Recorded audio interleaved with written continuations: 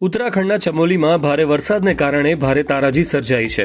પહાડો પર સતત પડી રહેલા મુશળધાર વરસાદને કારણે તમકનાળામાં અચાનક પાણીનું ભયાનક પૂર આવ્યું હતું. પાણીનો પ્રવાહ એટલો ઝડપી અને જોરદાર હતો કે મલારી નીતિ પાસ રસ્તા પર આવેલો 120 ફૂટ લાંબો મોડ્યુલર બ્રિજ જોતજોતામાં તણાઈ ગયો હતો. આ બ્રિજ ભારત ચીન સરહદ નજીકના વિસ્તારોને જોડવા માટે ખૂબ જ મહત્વપૂર્ણ માનવામાં આવે છે.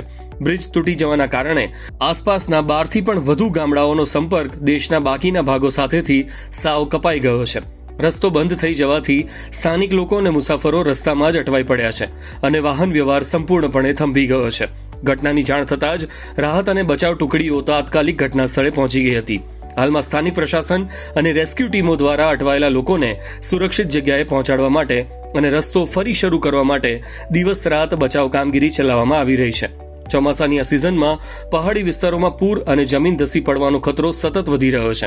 આથી તંત્ર દ્વારા તમામ લોકોને સાવચેત રહેવા, પહાડી વિસ્તારોમાં બિનજરૂરી મુસાફરી ન કરવા અને હવામાનની માહિતી મેળવ્યા બાદ જ બહાર નીકળવા ખાસ અપીલ કરવામાં આવી છે.